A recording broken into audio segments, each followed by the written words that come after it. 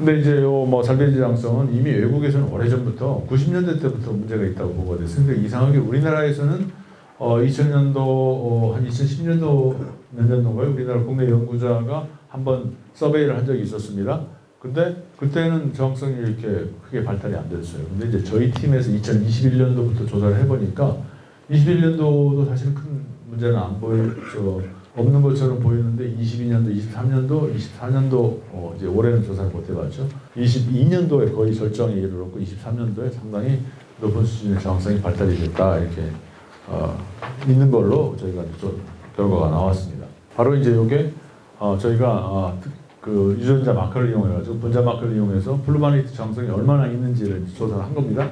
요 직관적으로 보실 때 이 초록색은 사실은 저항성이 없다는 얘기예요. 근데 이제 약간 노란색이 들어가면 저항성이 좀 생기기 시작하고 빨간색은 저항성이 높다는 얘기고요. 근데 2020년도에 저희가 열 몇 개 지역 조사를 했더니 이때는 별로 없었어요. 근데 21년도에 조사를 해보니까 노란색이 조금 나오죠. 빨간색도 하나 있어요. 22년도 가니까 거의 83%가 저항성 정도로 보여지고, 그다음에 23년도는 뭐 저희가 진짜 전국을 다 분팔아가지고 돌아다니는데 샘플 보내주시는 분도 있고 이 조사하기가 쉽지가 않아요. 그러니까 이때는 굉장히 조사를 많이 했죠. 이제 23년도는 하도 힘이 들어가지고 많이 조사를 못했습니다. 근데 결국은 저항성이 이렇게 올라가가지고 이제 거의 이렇게 돼 있다. 이게 23년도가 이 수준이고 여기 초록색 하나도 없잖아요. 이때는 제주도에서 초록색이 2개가 있었는데 작년도는 뭐 거의 전 지역에 플루바네이트 저항성이 퍼져 있는 것처럼 보이더라는 얘기예요. 결론은 뭐냐? 그러면 플루바네이트를 더 이상 쓰면 안 돼요. 약효도 없을 뿐더러 쓰면 쓸수록 결국은 방제 효과도 없는데 쓰면 어떻게 됩니까? 그게 아까 제가 말씀드렸죠. 우리가 쓰고 있는 모든 살비제들은 어디 딴 데 안 갑니다. 다 여러분들 벌통에 남아요. 벌통에 남아서 결국은 남는 벌통은 다시 또 어디로 갑니까? 여러분들 벌한테 다 가게 되는 거죠. 벌이 계속 그 약재에 노출이 되기 때문에 결국은 그 약재가 벌의 건강에 미치는 영향이 갈수록 커질 수밖에 없다. 그러니까 효과가 없는 약은 이제 사용을 하지 말아야 된다는 얘기죠. 그래서 전국적으로 지금 확산이 되고 있다는 거고요. 결국은 이제 요 내용을 정리를 해서 보면 어떻게 해야 되느냐? 벌써 이 플루바네이트 저항성이 발달 중후기 단계에 있으니까 이제 이 약재를 더 이상 계속 쓰시면 안 돼요. 그러면 다른 약을 써야 된다는 거죠. 그러니까 저항성 관리에서 가장 중요한 방법은 그리고 현실적인 방법은 특정 약재에 대한 저항성 발달이 의심이 되면 그 약재의 사용을 바로 중지를 해야 됩니다. 그리고 바로 그 약재와는 전혀 작용 기작이 다른 새로운 형태의 약재를 바로 도입을 해줘야 돼요. 그랬을 때 여기 나오는 플루바네이트 제제 뭐 이름이 아피스탄, 마브릭, 왕수, 홍사방, 만푸골드, 바이바롤 이게 다 다른 약재 같지만 사실은 같은 약이에요. 그러니까 제가 이제 그 농가를 다니면서 이렇게 여러 농가 분들하고 얘기를 하다 보면 전혀 그 사실을 미처 인지를 못하시는 분들이 꽤 있었습니다. 바로 뭐냐? 나 지난번에 아피스탄 쓰고 이번에는 왕수 썼는데 이렇게 말씀하세요. 같은 약이었는데 어차피 뭘 쓰든 상관없습니다. 근데 여기 보면은 이제 뭐 만펜이 뭐 만푸골드니 이런 것들이 대부분 다 이제 중국에서 수입하는 약재들이어서 유효 성분이 다 같아요. 다 똑같습니다. 그러니까 이제 앞으로 이런 약재들은 그 안에 그 봉투에 보면은 그 약재 유효 성분 그 액티브 인그리디언트라고 하는 그 조그만하게 글자가 써 있어요. 그게 도대체 뭔지를 좀 잘 보시면 이게 같은 약인지 아닌지를 알 수가 있다는 거죠. 그래서 이런 이름으로 되어 있는 약재는 앞으로 안 쓰시는 게 좋다는 거고요. 그럼 뭘 쓰느냐? 뭐 다른 약재를 써야 되겠죠. 그다음에 이제 구마포스 저항성도 저희가 조사를 해보니까 구마포스 저항성은 일부 지역에 약간 의심이 되긴 하는데 아직은 괜찮은 것 같아요. 그래서 구마포스도 당분간은 뭐 1, 2년 최소한 쓸 수 있겠다. 아미트라즈도 조사를 해보니까 별 문제는 없어요. 근데 저희가 이제 공식적인 건 아니다만 작년도에 저희가 북한산 지역의 농가에서 응애를 채집해서 유전자 분석을 해보니까 그거는 딱 한 마리가 아미트라즈 저항성처럼 보이더라고요. 그러니까 우리나라도 만약에 아미트라즈 저항성이 퍼진다면 지금 막 퍼지기 시작하는 거예요. 그래서 정말 아미트라즈를 쓸 때도 앞으로 몇 년을 더 쓸지는 모르겠습니다만 정말 조심하면서 계속 저항성이 어떻게 발달이 되는지 아닌지를 잘 모니터링하면서 써줘야 된다는 거고요. 그러면 이제 중요한 게 이 플루바네이트를 못 쓰는데 어떻게 하느냐? 그러면 우리가 지금 쓸 수 있는 카드가 딱 정해져 있어요. 지금 여러분들이 구할 수 있는 약재가 없습니다. 끼케야, 아미트라즈 아니면 구마포스 시장에 별로 잘 돌아다니지 않지만 찾으면 있어요. 구마킹인가 하는 약재로 팔립니다. 그거 쓸 수 있고요. 그 다음에 개미산 쓸 수 있고 옥살산 쓸 수 있어요. 다 작용기작이 플루바네이트하고 다르기 때문에 얘네들을 쓴다 하더라도 교차장성 크게 우려가 안 될 겁니다. 그래서 그런 약재들은 쓸 수가 있고 그런 애들을 적극적으로 플루바네이트 대신에 응애 방제를 써야 된다는 거고요. 그 다음에 얘네들도 대체약제로 도입해서 쓴다 하더라도 약제 중에서 저항성을 발달 안 시키는 약제는 없어요. 이론적으로. 전혀 없습니다. 그러니까 어떤 약제를 쓴다 하더라도 여러분들이 과거 몇 년 동안 플루바네이트 쓰던 식으로 막 그렇게 많이 사용하고 연속적으로 사용할 경우에는 저항성이 틀림없이 발달하게 돼요. 그러니까 항상 교차 사용을 해야 됩니다. 교차 사용. 그래서 만약에 내가 이번에 아미트라즈를 한번 사용을 했다? 다음에 그럼 뭘 쓰셔야 돼요? 구마포스를 써야 되죠. 아니 뭐 아미트라즈 말고 다른 걸 쓰셔야 돼요. 내가 이번에 개미산 썼다? 그럼 다음에 개미산 쓰시면 됩니까? 안 되죠. 개미산 말고 다른 걸 쓰셔야 돼요. 그래서 항상 돌아가면서 교차 사용을 해야 된다 하는 게 가장 여기서 중요한 내용이고요. 그러면 우리나라에서 도대체 왜 이렇게 빨리 플루바네이트 정성이 확산이 되느냐? 저희가 나름대로 이 원인을 알아야지 앞으로 써야 될 약제도 그대로 적용을 해서 그 정성 발달을 억제할 수 있을 거 아닙니까? 그래서 이제 저희 나름대로 고민을 해서 하다 보니까 첫 번째 이유는 뭐니 해도 아까 앞서 말씀드렸죠. 우리가 여러분들 쓰고 있는 약제를 다 조사를 해보니까 거의 50% 이상이 플루바네이트예요. 그러니까 같은 약을 계속 많이 오랫동안 썼기 때문에 당연히 저항성 발달, 도태압이 증가를 해서 저항성이 발달이 촉진이 됐다는 건 뭐 쉽게 명약화하게 알 수 있는 거죠. 그 다음에 이제 아까 앞서 제가 말씀드렸지만 이게 좀 어려운 말입니다. 헤플로다이플로이드라는 게 반수 배수체라는 거예요. 그러니까 응애가 무정란을 낳으면 수컷이 된다고 그랬죠. 수컷은 유전자가 반밖에 없어요. 그러니까 유전자가 한 세트밖에 없습니다. 한 짝밖에 없어요. 보통 우리 사람은 유전자를 한 쌍을 가지고 있죠. 염색체도 우리가 사람 같은 경우에는 23쌍, 그래서 46개를 가지고 있는데 응애의 염색체가 반만 있는 거를 우리가 반수체라고 그러고 그걸 두 개 다 있으면 이제 배수라고 그러는데 이 반수체 수컷은 항상 저항성이 될 수밖에 없어요. 헤테로자이거스 이형 교잡형이 없으니까.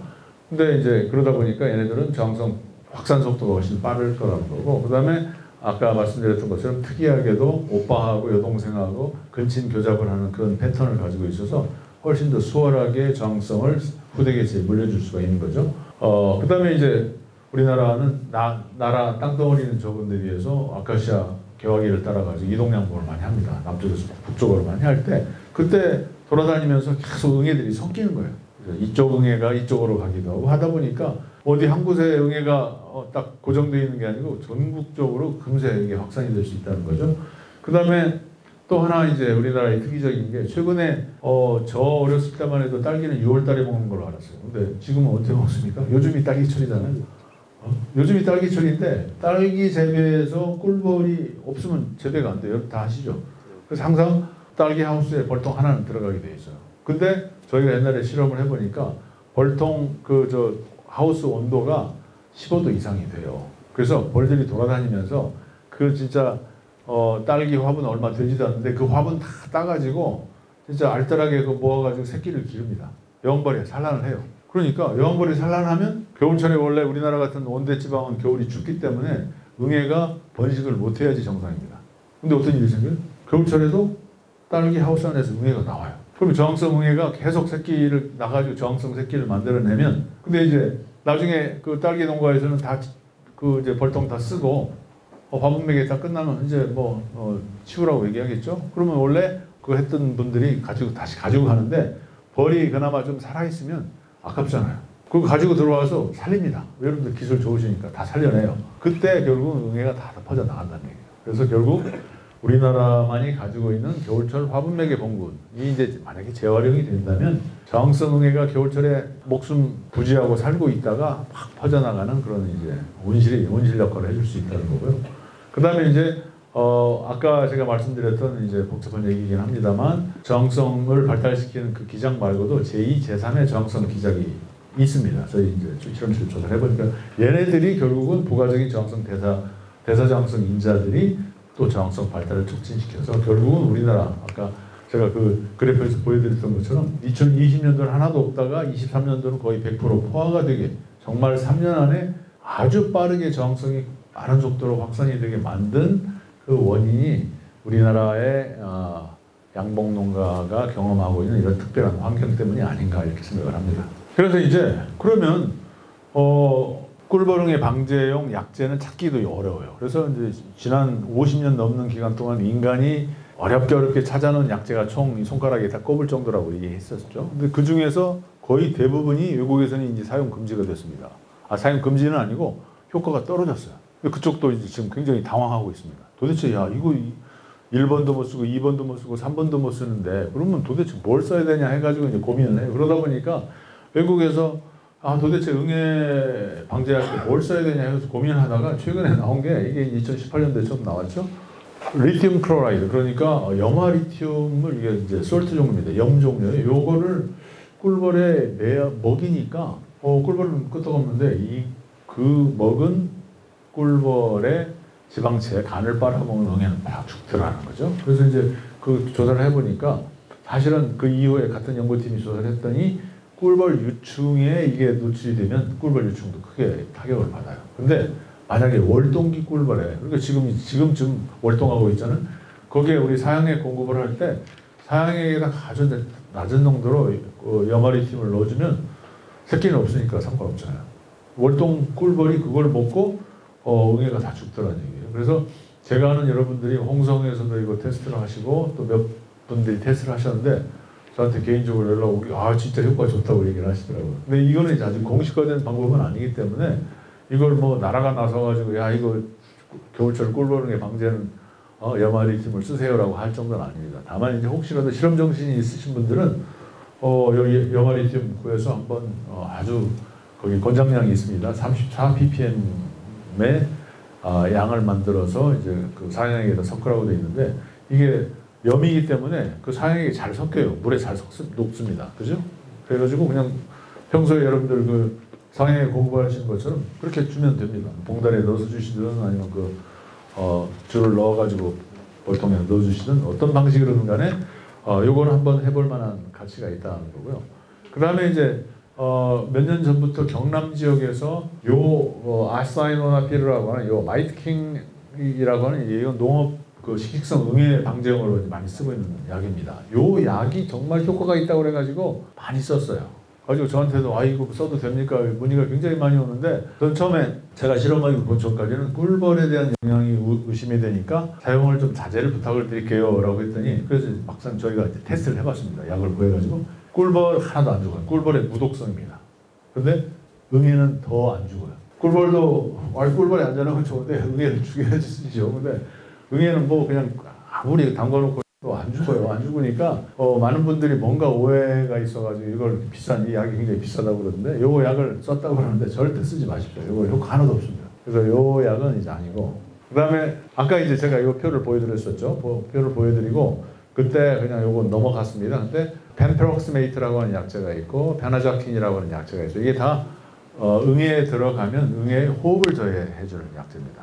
그래서 호흡 저해제라고 우리가 분류를 하는데 요게 그 펜페록스메이트 같은 경우는 이제 히바스탄이라고 해서 2008년도에서 2010년도 사이에서는 미국의 꿀벌응애 방제제로 등록이 되어 있고 그때 사용을 했다고 그래요. 했는데 이게 아마 2010년도에 저 판매 회사에서 재등록을 안 했다 그래요. 근데 그 이제 이유를 보니까 일부 농가에서 이 양량을 과도하게 사용했을 때 꿀벌에 굉장히 큰 영향이 있었다. 그래서 결국은 이제 그 미국 같은 경우는 소송 한번 잘못당하면 엄청 큰 피해가 예상이 되죠. 그러니까 결국은 회사에서 자진 철회를 했다고 그래요. 그래가지고 이제 더 이상 시장에서 이거 쓰이지 않는데 근데도 이후에 많은 연구자들이 연구를 해서 2020년도, 22년도 해가지고 논문을 계속 냈습니다. 그래서 저희가 좀 찾아보니까 의외로 펜프록시메이트가 옛날에 히바스탄이라고 하는 약재로 사용이 될 때는 굉장히 높은 양을 권장을 했었는데 그보다 훨씬 양량을 줄여도 응애의 살충력은 높아진다. 그리고 꿀벌에 대해서 영향이 아주 거의 없는 수준까지 얼마든지 그 응애 살충성을 우리가 살충 효력을 보장할 수 있다. 이런 이제 논문이 있습니다. 그래서 저는 이제 앞으로 우리나라에서 테스트를 해야 된다 그러면 이런 펜프록스메이트나 페나자킨 같은 약재, 이건 아직 이제 어느 나라에서도 상용화가 되지 않았는데 한번 해볼 필요가 있다는 거예요. 왜? 앞으로 저희가 5년, 10년 후를 이제 준비를 해야 되거든요. 왜? 플로바네이트 지금 못 쓰게 된 지경이고, 그 다음에 아미트라제나 쿠마파스는 이미 외국의 경우에 저항성이 높게 발달이 돼서 사용하는데 어려움이 많습니다. 우리나라도 그 안 좋은 길이지만 그걸 그대로 따라가는 것 같아요. 그러니까 뭔가 대비책이 있어야 되겠죠. 그래서 외국에서 준비하는 것처럼 우리가 전혀 사용하지는 않았지만 이제 미지의 그러나 가능성 있는 꿀벌응애 방제제를 우리가 찾아야 된다는 거고요. 약제에 대해서 간단하게 소개해드리면 이런 구조입니다. 이렇게 구조가 좀 복잡하죠. 그래서 가격은 조금 비싼 편이에요.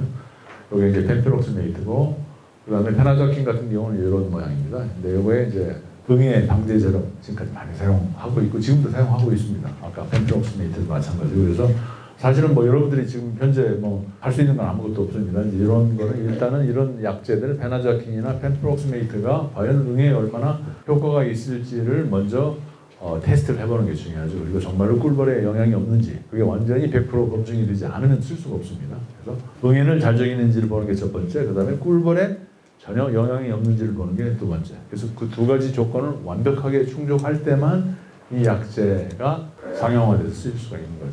그래서 여러 가지 가능성들에 대해서 조심스럽게 한번 타진을 해보는 단계다 이렇게 생각하시면 되겠어요. 근데 리튬 클로라이드 같은 경우는 실제로 뭐 한번 여러분들이 그 관심 있으신 분들은 여러분 농가에서 전체 벌통에 다 하지 마시고 벌통 한 몇 통 정도만 따로 떼가지고 한번 테스트를 해보시면, 그리고 이듬해 이제 월동 끝나고 이듬해 봄에 뭐 비교를 하실 수 있죠. 처리한 벌통하고 그렇지 않은 벌통하고 전체적으로 어떤 벌들이 훨씬 건강한지, 또 응애 때문에 고생을 하는지 안 하는지를 한번 비교를 해보시면 그 약제 효과를 볼 수 있겠죠.